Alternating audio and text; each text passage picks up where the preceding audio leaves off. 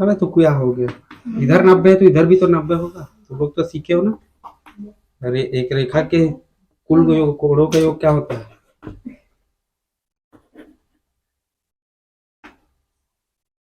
ठीक है, चलो क्या बोला है, त्रिभुज ए बी सी एक समद्विबाहु त्रिभुज है जिसमें ए बी, जिसमें बराबर भुजाओं ए सी और ए बी पर बराबर भुजा कौन कौन से है?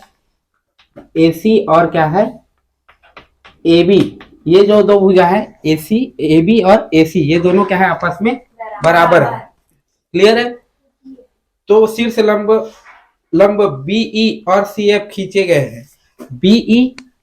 बीई और सी एफ क्या है? खींचे गए, शीर्ष लंब है, मतलब इसके शीर्ष से इस पर लंब डाला गया, इसके शीर्ष से इस पर लंब डाला गया, इसको इसलिए इसको क्या बोला जाता है?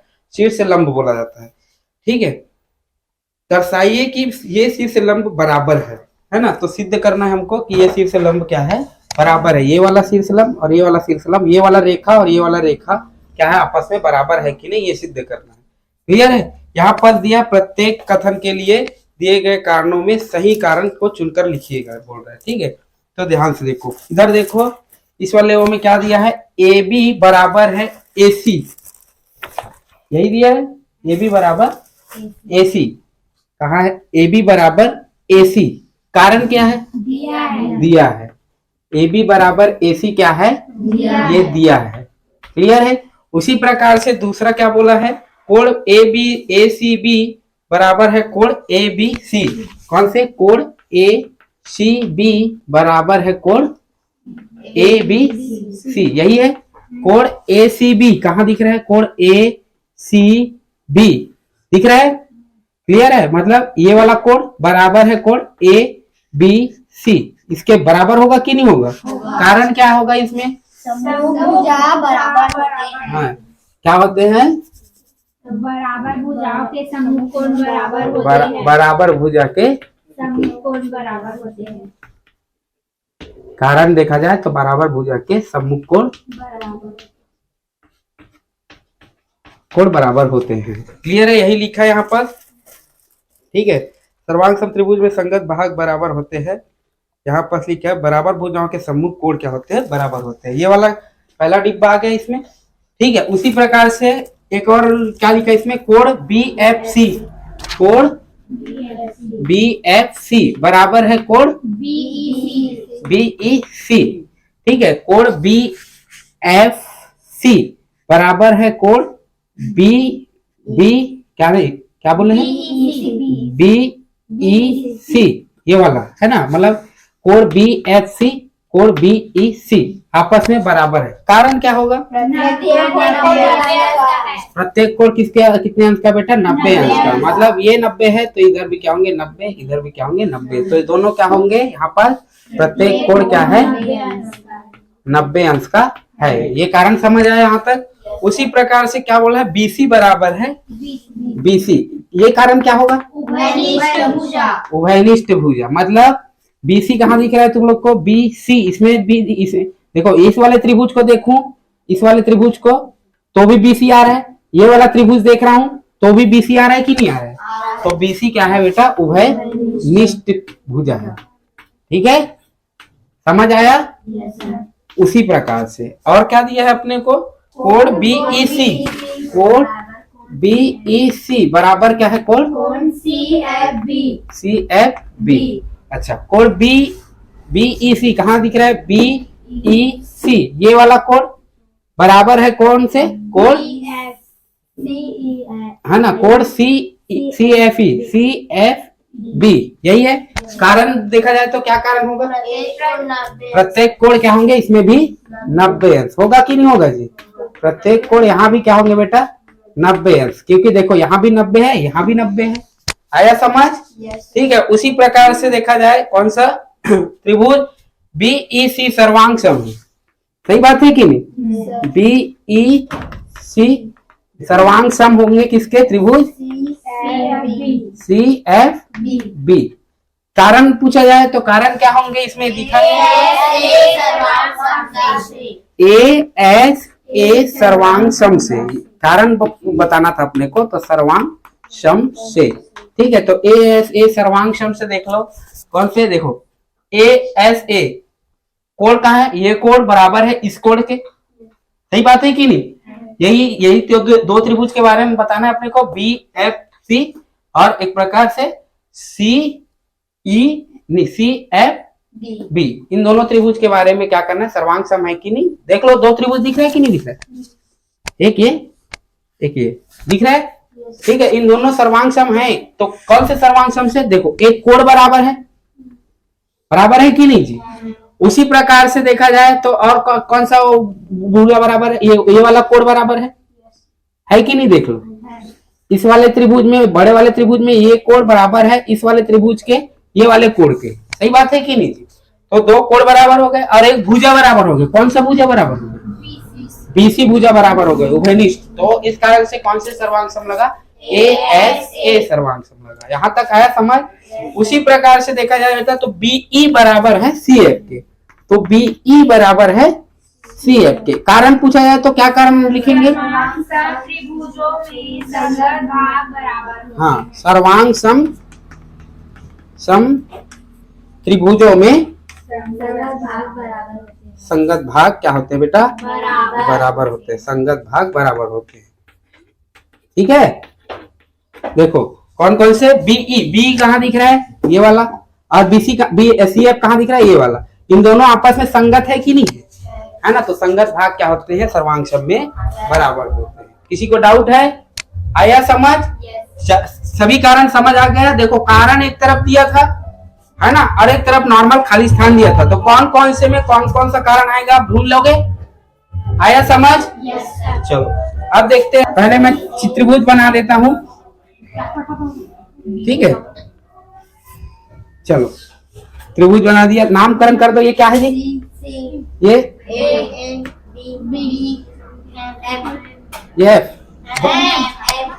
एन यही है, ठीक है। चलो अब कोई एंगल दिया है क्या इसमें? नहीं दिया है, लेकिन क्वेश्चन अपन ध्यान से पढ़ते हैं। 11वां क्वेश्चन, दिए गए चित्र में एम ए बी का मध्य बिंदु है। ये जो एम बिंदु है बेटा, वो ए बी का मध्य बिंदु है। मतलब इस भुज यहाँ से यहाँ तक की जो बीच की दूरी है, उनके बीचों बीच में कौन सा बिंदु है? एम बिंदु है। यही बोल रहा है। मतलब यदि मैं बोलूं कि 8 मीटर का है मान लो, तो इधर कितना होंगे? 4। इधर कितना होंगे? 4। इसका मतलब समझ गए? ठीक है, ये मध्य बिंदु है। उसी प्रकार से क्या बोला है, तथा सी ए, रेखा सी ए सर्वांग सम है सी बी के। रेखा सी ए कहाँ दिख रहा है? ये वाला और ये वाला, इन दोनों सर्वांग सम है। मतलब कहने का मतलब ये वाला रेखा और ये वाला रेखा एक दूसरे को पूरी तरह से क्या कर लेंगे? ढक लेंगे, तभी तो सर्वांग सम होगा कि नहीं होगा? मतलब ये जितने लंबाई का होगा उतने लंबाई का क्या होंगे? ये भी होगा। समझ आया? ठीक है, ये सी ए सी और एक सी बी, यही तो। इन दोनों सर्वांग सम कब होंगे? जब इसकी जितनी लंबाई होगी उतनी लंबाई इसकी भी होगी, तभी तो सर्वांग सम होंगे कि नहीं होंगे? यहां तक किसी डाउट है? चलो उसके बाद क्या बोला है, तब हमको सिद्ध करना है कि त्रिभुज ए सी एम, त्रिभुज ए सी एम बराबर सर्वांग सम है किसके? त्रिभुज बी सी एम के। यहां तक आया? चलो ध्यान से देखो कौन कौन से त्रिभुज बराबर होंगे। तो ए एम बराबर है एम बी के। कारण पूछा जाए तो क्या हो गए? मध्य बिंदु है, सही बात है कि नहीं जी? एम जो है मध्य बिंदु है कि नहीं? इस कारण से ए भाग और ए भाग बराबर होगा कि नहीं होगा? यहां तक आया समझ? ठीक है, अब देखो ए सी बराबर होंगे सी बी के। ये क्यों होंगे? ए सी बराबर होंगे सी बी के, क्यों? क्योंकि ये क्या है? दिया है। क्वेश्चन में साफ लिखा है कि सी ए बराबर या सर्वांग सम है सी बी के। यही लिखा है कि नहीं लिखा है? ठीक है, तो ये दिया है जी। अब कौन सा एंगल देखेंगे? और कुछ है? अब देखो ये वाला कोण, ये वाला भुजा देखो, एम सी है ना, सी एम बराबर है सी एम के। कारण पूछा जाए तो उभय निष्ठ भुजा। अब तुम लोग को पता है कौन सा सर्वांग सम लगेगा? कौन सा सर्वांग सम लगेगा? भुजा भुजा भुजा। तीनों भुजा का है आपस में जी, बराबर है। ये भुजा बराबर है इस भुजा के, ये भुजा बराबर है इस भुजा के, ये तो घनिष्ठ ही है। तो कौन सा सर्वांग सम लगेगा? एस एस एस सर्वांग सम से क्या हो जाएंगे बेटा? यहाँ से सर्वांग सम से कौन कौन से त्रिभुज सर्वांग सम कहलाएंगे? ए सी एम सर्वांग सम होंगे बी सी एम के। यही सिद्ध करना था कि नहीं करना? आ गया समझ? ठीक है, बना लोगे? चलो चलो, ये इसको भी हम लोग को सर्वांग सम करना है। कौन कौन से? शांत रहो इधर। त्रिभुज के नामकरण कर दो। ये क्या है? ओ है, ये क्या है? आर है, और ये क्या है? एम, ये पी, ये एम, और ये क्यू। तो अब अपने को कौन कौन से त्रिभुज का सर्वांग सम करना है? सिद्ध क्या करना है? सिद्ध क्या करना है? सिद्ध वाला केस क्या है अपना?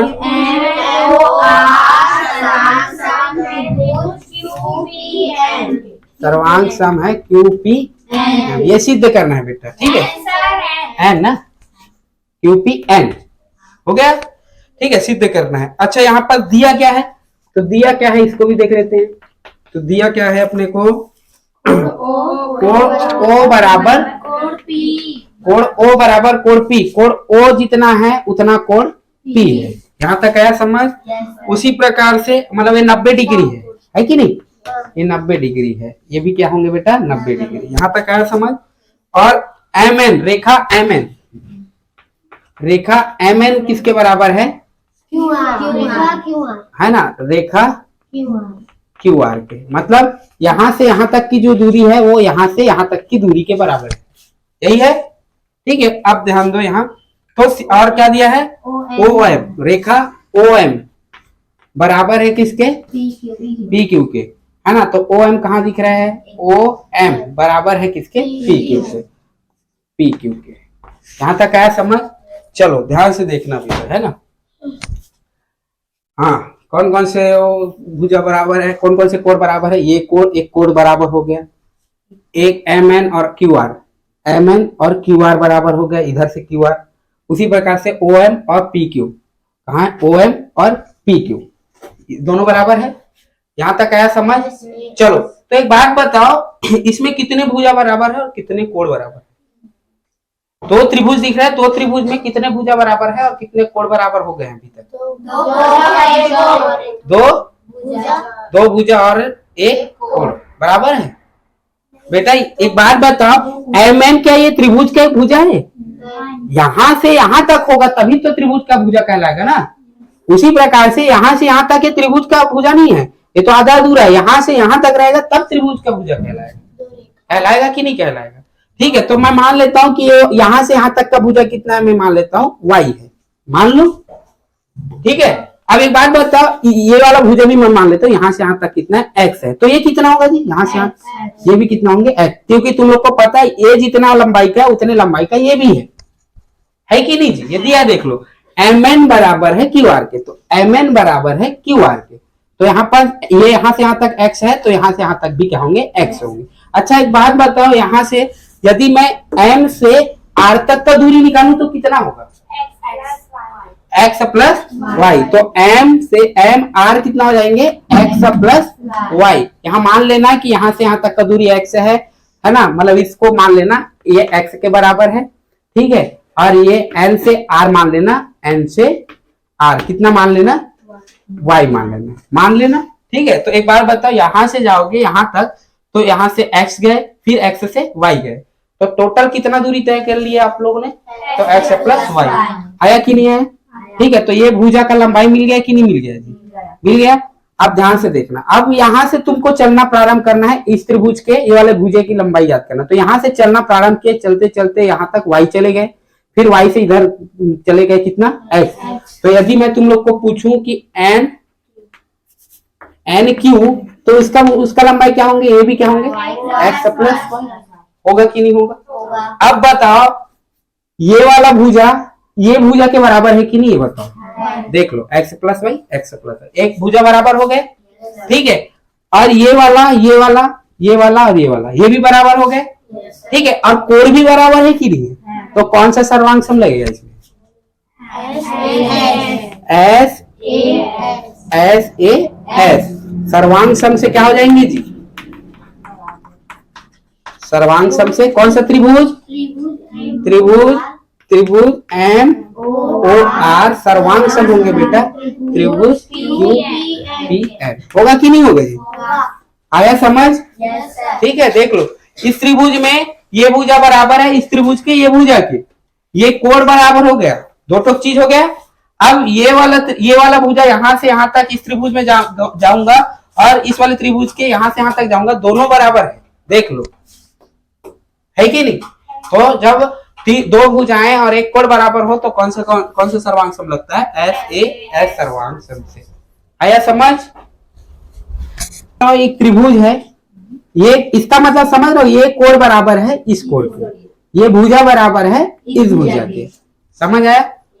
यहाँ तक तो आ गया होगा समझ? चलो, तो इसका मतलब ये भुजा बराबर है इस भुजा के, इसका मतलब 3x माइनस 2 बराबर होगी किसके? 16 के। तो 3x माइनस 2 बराबर होगी किसके बेटा? 16 के। x का वैल्यू चाहिए, माइनस 2 को इधर भेज देंगे तो 16 प्लस 2 हो जाएगा, तो 3x बराबर कितना हो जाएंगे? 18। x का वैल्यू चाहिए, 3 को भेज देंगे तो 18 बटा 3, 3 एकम 3, 3 छक्के 18। तो x का वैल्यू कितना आएगा बेटा? 6। आया समझ? किसी को डाउट? बन जाएगा? ठीक। हाँ, उसी प्रकार से दूसरा त्रिभुज देखते हैं। ये वाला त्रिभुज को ध्यान देते हैं ना, एक और क्वेश्चन है इसी में। तो एक है x डिग्री, ठीक है, ये भुजा बराबर है इस भुजा के, ठीक है, और ये कितना है बेटा? 65 डिग्री। अच्छा एक बात बताओ, जब दो भुजाएं बराबर होती है, त्रिभुज में दो भुजाएं बराबर है, तो इनके सम्मुख कोण क्या होते हैं आपस में? बराबर। तो ये 65 है तो ये भी क्या होंगे बेटा? 65। तो इसका आंसर 65 आ गया। अब तुम लोग को पता होना चाहिए कि त्रिभुज के तीनों कोणों का योग कितना होता है? 180। तो यहाँ पास क्या हो जाएंगे? x डिग्री प्लस 65 प्लस 65 बराबर 180। तो 65 कितना हो जाएंगे? 130 है कि नहीं? तो 180, 130 को उधर भेजूंगा तो कितना हो जाएंगे? माइनस का 130। 180 में 130 जाएगा, कितना आएगा? 50। तो x का वैल्यू कितना आएंगे बेटा यहाँ पर? 50। आया समझ? ठीक, बन जाएगा? चलो छापोगे इसको भी? नहीं लगेगा ना? बन जाएगा ना? ठीक, दूसरे वाले पे चले, इसको मिटा दूं तो यही नहीं जी। चलो दूसरे वाले को भी देख लेते हैं, नॉर्मली जल्दी जल्दी बनाते हैं।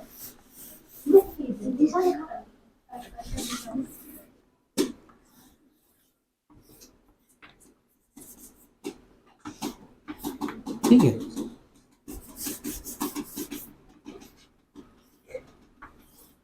ठीक इस टाइप से है जो भी है। अच्छा ये नामकरण कर दो यार, क्या है ये? 70 डिग्री है, 70 डिग्री है। ये कितना है? x डिग्री, ठीक है, ये बराबर है किसके? इसके। और ये बराबर है किसके? इसके। यहाँ तक आया समझ? चलो तो हमको x का मान क्या करना है? याद करना है। बन रहा है? देख लो, तो ये z बन रहा है कि नहीं बन रहा है? तो ये x होगा तो ये भी x, मतलब ये 70 है तो ये भी क्या होंगे? 70। तो x का वैल्यू कितना आ जाएंगे यहाँ पर? आया समझ? पढ़ा? संगत कोण से क्या हो जाएंगे? x बराबर होंगे किसके? 70 के। आया समझ? ये तो पढ़ चुके हो ना संगत कोण वाला। उसी प्रकार से यदि इसको देखें ऐसे, इस टाइप से है, ये कितना है एंगल? ये वाला, ये वाला 4, ये 4 है, ये कोण 4 है, ये कोण 2 है, ये कोण 1 है, ये कोण 3 है। यही है? क्लियर है? ऐसी है चित्र? चलो अब ध्यान देना यहाँ पर। और क्या? ये बराबर है किसके? इसके। ठीक है, नामकरण कर दें। ये क्या है? ये ठीक, ध्यान से समझो। अब अपने को ध्यान देना, एक त्रिभुज दिख रहा है, इस त्रिभुज में ये भुजा बराबर है इस भुजा के, तो ये कोण बराबर होंगे इस कोण के कि नहीं जी? होंगे कि नहीं होंगे? ठीक है, तो यहाँ पास क्या हो जाएंगे? कोण 3 बराबर होंगे बेटा कोण 4 के। होगा कि नहीं होगा? यहाँ तक आया समझ? चलो और कुछ दिया है क्या इसमें?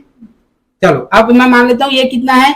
ये वाला कोण जो 2 है वो है x, और ये इसको मैं मान लेता हूँ y, तो ये कितना होंगे जी? Y ये भी y होगा, होगा कि नहीं होगा? अब त्रिभुज के तीनों कोणों का योग कितना होता है बताओ मेरे को? 180। तो इस त्रिभुज में देखो x plus y plus y बराबर कितना होंगे? 180। तो x प्लस 2y बराबर कितना हो जाएंगे? 180। समीकरण 1। किसी को डाउट है इसमें में? नहीं है ना? अब ध्यान से देखो, ये रेखा है कि नहीं? यहां से यहां तक कितना एंगल है? और एक का वैल्यू दिया है, कोण एक का वैल्यू दिया है बुक में, कितना दिया है? 140। बुक में देखो 140 दिया है ना? अच्छा 140 है और ये x, इन दोनों को जोड़ूंगा तो कितने के बराबर होगा? तो यहाँ पर बोलेंगे बेटा 140 प्लस x बराबर 180। अच्छा x का वैल्यू निकालना, 140 को इधर भेज देंगे तो 180 माइनस 140, तो x का वैल्यू कितना आया? 40 आया। y का वैल्यू ज्ञात करें, है कि नहीं? मतलब ये वाला वैल्यू ज्ञात करें 2 और 3 का, 3 और 4 का। तो अच्छा इस वाले समीकरण में क्या रख देता हूँ? मान रख देता हूँ। तो x का मान समीकरण 1 में रखने पर, 1 में रख दूं, जहां x दिख रहा है वहां पर 40 रखूंगा, देख लो। तो x की जगह 40 प्लस 2y बराबर 180। 40 को उधर भेज दें तो 2y, 40 उधर जाएगा तो कितना हो जाएंगे बेटा? 140, क्योंकि 40 में माइनस 40 माइनस हो जाएगा 180 से, होगा 2 एकम 2, 2 सत्ते 14। तो y का वैल्यू कितना है? 70। इसका मतलब बेटा कोण 4 कितना होगा? 70 होगा। तो उसी प्रकार कोण 3 कितना होगा? 70। और कोण इसका 2 का वैल्यू तो ला लियो कितना? 40। तो तीनों का वैल्यू मिल गया। कोण 2